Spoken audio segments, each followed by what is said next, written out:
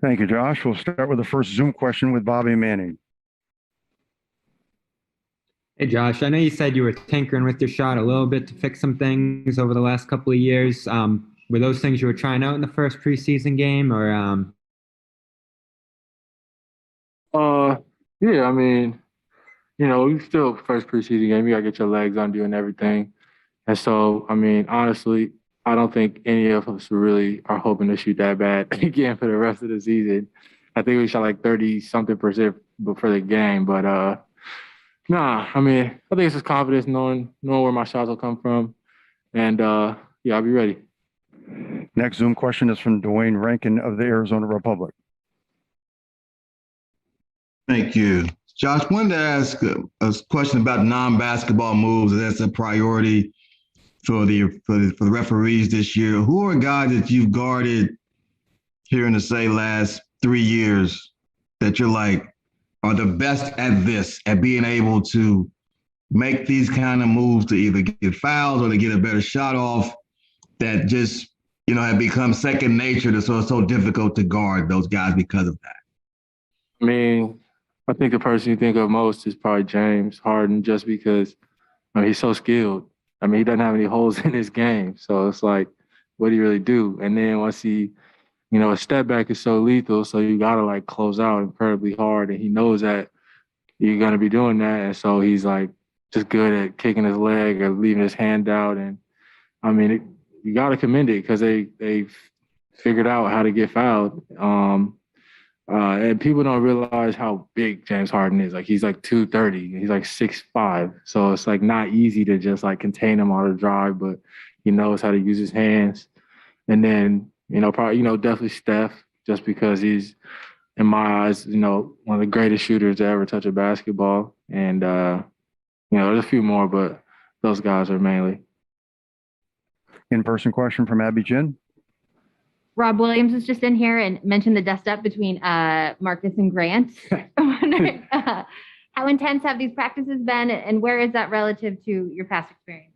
Yeah, I mean, the competitive spirit is great for sure, and I mean, I kind of like it when it gets chippy like that. I think it's good for our team, and for my whole life, I've known like the guys who you get in a fight with, or that you fight with, you normally come out on the other end, closer. So, I mean, I think it's good for us. And it's good for our growth. And yeah, in the past, I say it compares to probably a little closer when I was in Miami. Just the intensity every day of the training camp. And then speaking of that, the growth as a group, Grant mentioned you guys had a team dinner last night. What do you take from that? And what was that experience like? What can it do for the group? Yeah, a few guys went. I hope it was a good experience. I didn't get to make it, but I mean, as a team, you can tell when you're on a team where guys genuinely want to, grow, but they like each other and they want to like, be better for each other. So, so far, my experience has been good with these guys. The group text is good. The chemistry is good. So, going forward, I hope it's, keeps getting better. Thank you. Next up, Gary Washburn. Josh, how much in Philadelphia did you guys point to Boston as like your rivals? And how much was that a rivalry on your side on this? Because obviously, I mean, you guys faced each other in the playoffs a couple of times. I mean, what was that like? I mean, it really, from when I was there, Joel shut all that down, you know what I'm saying? Because he was like, they always kick our ass, so it's not a rivalry. So we're not treating it like that. So, I mean, it wasn't really much of a rivalry. It was just like, these guys are good. They're coming in here to whoop us, so let's compete.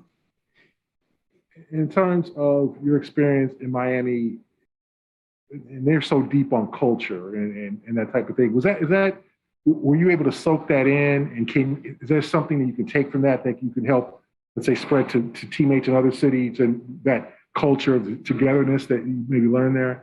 Yeah, it's real for sure. When you're there, it just kind of feels kind of different, and like the way that everyone's treated is the same. The way that the 15th guy on the bench can go talk to and tell the first guy in the game, what they can do better. And there's no, what I'm saying, there's no misunderstandings. And, everywhere is not like that. And that's not a knock on anybody. But I think that's probably one of the biggest things I picked up, and accountability. Accountability is a big thing there. And I think that, what I've seen here has been a big thing to it. It's been good. Go to a quick Zoom call with Mark Murphy.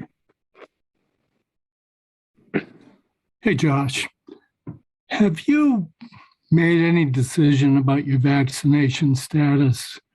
And to what Andrew Wiggins had to say, do you feel like the league is forcing you guys to do this?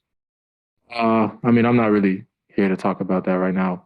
If we want to talk about basketball or anything that related, we can talk about that, but I've already spoke on that subject.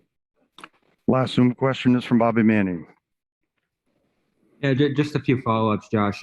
What kind of things are going on in Celtics camp that kind of reminds you of that Miami feel? And then, what kind of adjustments did you make to your shot over the offseason, tinker with a little bit? Just, the level of competition. It's like every day, every time we start to scrimmaging or every time we do something live, it's like everybody's trying to kill each other. You know what I'm saying? It's like everybody's it's real physical. Everybody's talking shit to each other.